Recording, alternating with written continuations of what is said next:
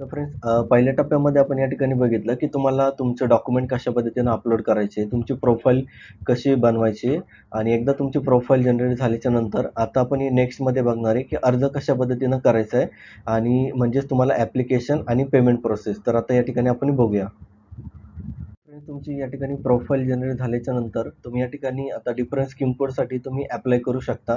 तुमचे सर्व डॉक्युमेंट तुम्ही एकदा चेक करा आणि डॉक्युमेंटमध्ये काही करेक्शन असेल तर ते तुम्ही या ठिकाणी करू शकता. आता तुम्ही या ठिकाणी अप्लाय नाऊ बटनवरती क्लिक करा. तुम्हाला सिलेक्ट बोर्ड तर तुम्ही पुणे, मुंबई, नाशिक या बोर्ड तुम्ही या ठिकाणी सिलेक्ट करू शकता. आता या ठिकाणी इम्पॉर्टंट डेट्स तर तुम्हाला इम्पॉर्टंट डेट कुठल्या आहेत जसं की application start date, payment start date, payment end date, त्यानंतर ॲप्लिकेशन एंड डेट, त्यानंतर ऑनलाईन पेमेंट एंड डेट. तर ह्या सर्व डिटेल तुम्ही एकदा चेक करा.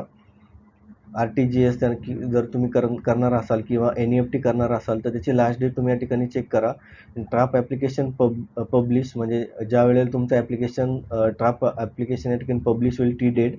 त्यानंतर लॉटरी विथड्रॉल डेट. तर ह्या सर्व डेट एकदा तुम्ही चेक करा आणि नंतर तुम्ही अप्लाय बटनवरती इथं क्लिक करा. आता अप्लाय बटनवर क्लिक केल्यानंतर तुमच्यासमोर डिफरंट स्कीम कोड या ठिकाणी येतील. तर ह्या स्कीम कोड तुमच्या फायनान्स कॅटेगरीप्रमाणे असणार आहे. म्हणजे तुम्ही LIGमधून असाल तर तुम्हाला LIG, त्यानंतर HIGचे तुम्हाला स्कीम कोड दिसतील. त्यानंतर तुम्ही मोस्ट इम्पॉर्टंट थिंग तुम्ही जी काही लॉटरी ॲडव्हर्टाईज आहे तर ती ॲडव्हर्टाईज तुम्ही या ठिकाणी ओपन करा स्कीम कोड सिलेक्ट करण्यासाठी. त्यासाठी तुम्ही लोकेशन तर ते लोकेशन तुम्ही चेक करा. त्यानंतर मार्केट व्हॅल्यू काय आहे त्या एरियाजमध्ये. त्यानंतर प्रोजेक्ट साईट व्हिजिट तर तुम्ही त्या ठिकाणी प्रोजेक्टची साईट व्हिजिट पण तुम्ही या ठिकाणी करू शकता. त्यामुळे तुम्हाला त्या साईटची अजून डिटेल तुम्हाला भेटेल. आणि प्रोजेक्ट करंट स्टेटस म्हणजे करंटली तो प्रोजेक्ट अंडर कन्स्ट्रक्शन आहे की कंप्लीटेड आहे की त्याचं स्टेटस काय आहे तर तुम्ही एकदा जाऊन त्या साईटवरती चेक करा. तर या ठिकाणी तुम्हाला स्कीम कोड या ठिकाणी सिलेक्ट करायचं आहे. तर स्कीम कोड सिलेक्ट करत असताना हे डिफरंट पॅरामीटर आहे. सेकंडली तुमचं financial eligibility because of the तुम्ही स्कीम कोड सिलेक्ट करत असताना फ्लॅट कॉस्ट प्लस त्याबरोबर तुमची स्टॅम्प ड्युटी रजिस्ट्रेशन ही अमाऊंट ॲड होणार आहे आणि प्लस मेंटेनन्स अमाऊंट काय असणार आहे. तर तुमचं जे लोन असणार आहे की सेल्फ कॉन्ट्रिब्युशन किती असणार आहे ते सर्व डिटेल तुम्ही त्या पद्धतीने तुमचं स्कीम कोड सिलेक्ट करा आणि इंटरनल जे काही डिटेल्स आहेत ते तुम्ही सिलेक्ट करून या ठिकाणी तुमचा स्कीम कोड या ठिकाणी फिक्स करा. स्कीम कोड सिलेक्ट झाल्याच्या नंतर तुम्ही या ठिकाणी स्कीम कोड इथं टाईप करा. जसं की मी एक एक्झाम्पलसाठी या ठिकाणी स्कीम कोड घेतोय 922. तर तुम्ही त्याची डिटेल या ठिकाणी चेक करू शकता की कॅटेगरी काय आहे, बिल्डअप एरिया किती आहे, कार्पेट एरिया किती आहे, कॉस्ट किती आहे, त्यानंतर टोटल अपार्टमेंट किती आहेत आणि मोस्ट इम्पॉर्टंटली रेरा डेट. तर इथं रेराची डिटेल तुम्ही चेक करू शकता. हा रेरा नंबर आहे. हा रेरा नंबर तुम्हाला इथं कॉपी करायचा आहे आणि गुगलवरती जाऊन महारेरा लॉग इन किंवा रेरा लॉग इन तुम्ही इथं टाईप करा. रेरा लॉग इन इथं टाईप केल्यानंतर Maharashtra real estate regulatory authority. तर ही एक अथॉरिटी आहे की जे की तुमच्या रिअल इस्टेटच्या रिलेटेड जे काही रेग्युलेट करण्याचं काम महारेरा करत असतं. तर तुम्हाला इथं रेरा नंबर या ठिकाणी त्या स्कीम कोडचा इथं तुम्हाला एंटर करायचा आहे आणि सर्च बटनवरती क्लिक करा. सर्च बटनवर क्लिक केल्यानंतर तुम्हाला त्या प्रोजेक्टचं डिटेल तुम्हाला इथे दिसेल. प्रोजेक्टचं नेम, त्यानंतर तुमची अदर डिटेल. तर एकदा तुम्ही व्हेरीफाय करा ती सर्व डिटेल करेक्ट आहे की नाही. त्यानंतर मोस्ट इम्पॉर्टंट त्या ठिकाणी सर्टिफिकेट ऑप्शन आहे. तर सर्टिफिकेट बटनवरती या ठिकाणी क्लिक करा. तर सर्टिफिकेटवरती क्लिक केल्याच्यानंतर तुम्हाला या ठिकाणी 2 डिटेल तुम्हाला चेक करायचे.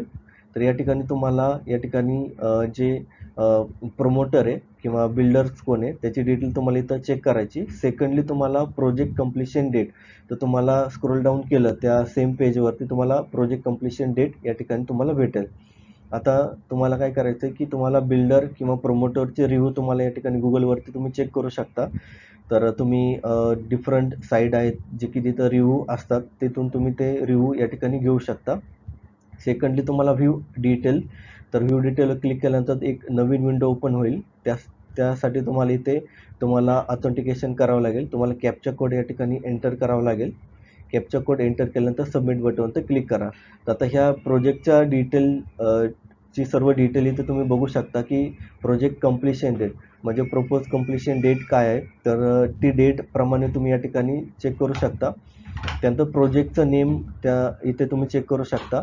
त्यानंतर सेकंडली तुम्ही या ठिकाणी NA सर्टिफिकेट. तर तुम्ही लीगल जे काय आहेत की प्रोजेक्ट परमिशन आणि लीगल चेक तुम्ही इथं चेक करू शकता. सर्व डिटेल तुम्ही एकदा चेक केल्याच्या नंतर तुम्ही या ठिकाणी सेकंडली प्रोजेक्ट डिटेल म्हणजे जर प्रमोटर जे आहेत किंवा बिल्डर जे आहे प्रमोटरचा पास्ट एक्सपिरियन्स तुम्ही इथं चेक करू शकता की त्यांनी कुठले अगोदरचे एखादे प्रोजेक्टवरती काम केलं आहे की नाही आणि त्याचं करंटली स्टेटस काय आहे. काही प्रमोटर आहेत त्यांचे डिटेल तुम्ही इथं व्हेरीफाय करू शकता आणि त्या पद्धतीने तुम्ही या ठिकाणी डिसिजन घेऊ शकता. त्यानंतर लिटिगेशन असतात, तर काही त्या प्रोजेक्टवरती लिटिगेशन आहेत का, काही लिगल कंप्लेंट्स वगैरे आहेत का, किंवा प्रोजेक्टवरती किंवा बिल्डरच्या पण तुम्ही या ठिकाणी लिटिगेशन या ठिकाणी चेक करू शकता. त्यानंतर लीगल आणि टायटल क्लिअरन्स, तर तुम्ही रेरावरती हे सर्व डिटेल एकदा चेक करा की लीगली आणि टायटल या ठिकाणी क्लिअर आहे की नाही. ओपनिंग म्हाडाच्या लॉटरीमध्ये सर्व डिटेल या ठिकाणी क्लिअर असतात, तर पण तुम्ही एकदा तुम्ही तुमच्या यांनी या ठिकाणी व्हेरीफाय करू शकता. सेकंडली तुम्हाला या ठिकाणी जे बिल्डर्स आहे किंवा प्रमोटर्स आहे, तर प्रमोटरची डिटेल तुम्ही इथं चेक करू शकता. Official address for the communication, त्यानंतर कॉन्टॅक्ट डिटेल, त्यानंतर तुम्ही ते प्रोजेक्ट आतापर्यंत कुठले प्रोजेक्ट या ठिकाणी कंप्लीट केलेले आहेत, ते गव्हर्नमेंट स्कीममध्ये कंप्लीट केले की प्रायव्हेटमध्ये, तर ते सर्व डिटेल तुम्ही तर चेक करू शकता. तुम्हाला सर्व डिटेल चेक करायचे. सेकंडली तुम्हाला लोकेशन, त्यानंतर तुम्हाला गुगल मॅपची लिंक दिलेली आहे, त्यावरून तुम्ही ते लोकेशन या ठिकाणी चेक करू शकता कुठल्या एरियामध्ये ते येतं, नियर बाय काय आहे, की त्या सर्व डिटेल तुम्ही या ठिकाणी चेक करा. प्रोजेक्टचा प्लॅन, तर प्रोजेक्ट प्लॅन पण या ठिकाणी दिलेला आहे, तो प्रोजेक्टचा प्लॅन पण तुम्ही त्या ठिकाणी चेक करू शकता. आता नेक्स्टली सर्व डिटेल चेक केल्याच्या नंतर तुम्हाला या ठिकाणी अप्लाय बटन एक दिसेल, तर तुम्ही स्कीम कोड या ठिकाणी सिलेक्ट केला, त्यानंतर तुम्हाला आता अप्लाय करायचं आहे, तर अप्लाय बटन क्लिक करा. तर ॲप्लिकेशन या ठिकाणी स्टार्ट होईल. तर तुम्हाला सर्वात पहिल्यांदा तुमचं कॅटेगरी इथे सिलेक्ट करायची आणि सेकंडली तुम्ही इथं बघू शकता की the applicant do have the any tenant resident plot in MHADA, तर तुम्ही या ठिकाणी येस नो या ठिकाणी सिलेक्ट करू शकता. त्यानंतर रिफंड डिटेल, तर तुमचं रिफंड डिटेल जे आहे, तर तुम्हाला बँक डिटेल तुम्हाला इथं एंटर करायचे. तुमचा अकाउंट नेम, बँकेचं ज्यामध्ये बँक अकाउंट असेल, bank account number, bank account name आणि तुम्हाला या ठिकाणी IFCI कोड या ठिकाणी एंटर करायचा आहे. ही सर्व डिटेल तुम्ही करेक्टली या ठिकाणी फिल करा.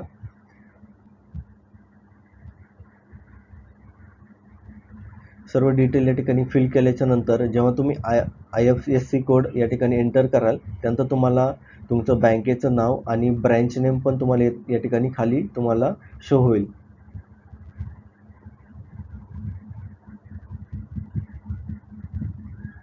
आता नेक्स्टमध्ये तुम्हाला जे काही तुम्ही बँक अकाउंटचं डिटेल अपलोड केले, तर त्याचं तुम्हाला पासबुक किंवा तुम्हाला कॅन्सल चेक त्याची फाईल तुम्हाला या ठिकाणी अपलोड करायची आहे. त्यासाठी तुम्ही तिथे एक ऑप्शन दिलेलं आहे, त्या ऑप्शनवरती तुम्ही इथं क्लिक करा. बँकेचं कॅन्सल चेकबुक किंवा पासबुक या ठिकाणी अपलोड करू शकता. तर ती डिटेल तुम्ही या ठिकाणी सिलेक्ट करा. सिलेक्ट केल्याच्या नंतर तुम्हाला ते डॉक्युमेंट इथं सिलेक्ट करायचे आणि ओपनवरती क्लिक करायचे आणि तुम्ही इथं बघू शकता की जी फाईल या ठिकाणी सक्सेसफुली अपलोड झालेली आहे, तर ती फाईलचं डिटेल पण इथं तुम्ही चेक करू शकता. त्यानंतर बँकेचं नेम. आता nextly nominee detail as per the regulation 19 of the MHADA real estate management, तर रेग्युलेशन ॲक्ट, तर त्यानुसार तुम्हाला नॉमिनेशन डिटेल या ठिकाणी फिल करायचं. नॉमिनी कोणाला तुम्हाला करायचं त्याची डिटेल इथं तुम्ही फिल करा. नॉमिनी नेम, त्यानंतर तुम्हाला पॅन कार्ड नंबर आणि ईमेल ID आणि मोबाईल नंबर ही डिटेल तुम्हाला या ठिकाणी एंटर करायची आहे. तर नॉमिनी रिलेशनशिप, तर जे काही रिलेशन असेल नॉमिनी बरोबरचं, तर ते रिलेशन तुम्हाला या ठिकाणी सिलेक्ट करायचं आहे. सिलेक्ट केल्याच्या नंतर लास्टली तुम्हाला सर्व डिटेल तुम्ही फिल केल्याच्या नंतर तुम्हाला लास्टली या ठिकाणी ॲग्री टर्म्स अँड कंडिशन, तर यावरती तुम्हाला इथं चेक मार्क करायचं आहे. तर ॲप्लिकेशन सबमिट करण्याची शेवटची स्टेप जी असणार आहे, तुम्हाला ॲड सिग्नेचर आणि त्यानंतर तुम्ही ॲग्री टर्म्स अँड कंडिशन, तर तुम्हाला ज्या काही टर्म्स अँड कंडिशन आहेत त्या तुम्हाला ॲक्सेप्ट करावं लागेल आणि ॲड सिग्नेचरवरती क्लिक केल्यानंतर या ठिकाणी तुमच्यासमोर एक नवीन विंडो ओपन होईल आणि या विंडोमध्ये तुम्हाला तुमची सिग्नेचर या ठिकाणी मॅन्युअली या ठिकाणी टाईप करायची आहे. तर तुम्ही माऊसच्या मदतीने या ठिकाणी ती सिग्नेचर या ठिकाणी करू शकता. सिग्नेचर कंप्लीट झाल्याच्या नंतर सेव्ह बटन आहे, तर सेव्ह बटन या ठिकाणी आयकॉन तुम्ही चेक करू शकता. त्यावरती तुम्ही या ठिकाणी क्लिक करा. त्यानंतर तुम्ही जी सिग्नेचर अपलोड केली ते तुम्हाला दिसेल. फायनली सबमिट बटनवरती या ठिकाणी तुम्हाला क्लिक करायचं आहे तर अशा पद्धतीने तुमचं ॲप्लिकेशन या ठिकाणी सक्सेसफुली सबमिट झालेलं तुम्ही या ठिकाणी ॲप्लिकेशन नंबर चेक करू शकता. त्याबरोबर तुम्ही स्कीम कोड आणि कॅटेगरी चेक करा. त्यानंतर ॲक्नॉलेजमेंटवर चेक या ठिकाणी क्लिक करून तुमचं जे ॲप्लिकेशन तुम्ही सबमिट केलं आहे त्याची डिटेल तुम्ही या ठिकाणी चेक करा आणि हे ॲप्लिकेशन तुमच्या सिस्टमवरती या ठिकाणी सेव्ह करा. तर आता स्टेप नंबर 3 पेमेंट आणि फायनल ॲक्नॉलेजमेंट. तर तुम्हाला कशा पद्धतीनं पेमेंट करायचं आहे आणि तुम्हाला जे ॲक्नॉलेजमेंट आहे तर कशा पद्धतीनं तुम्हाला ॲक्नॉलेजमेंट डाउनलोड करायचं आहे, तर ही सर्व डिटेल आपण बघणार आहोत.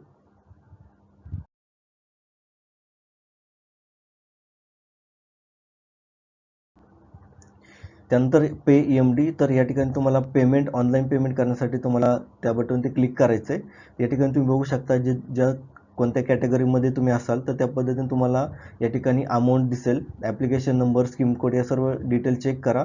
त्यानंतर ॲग्री टर्म्स अँड कंडिशनवरती तुम्ही या ठिकाणी चेक मार्क करा. तुम्हाला या ठिकाणी 20,708 रुपये या ठिकाणी पे करायचे. पे बटन या ठिकाणी तुम्ही क्लिक करा.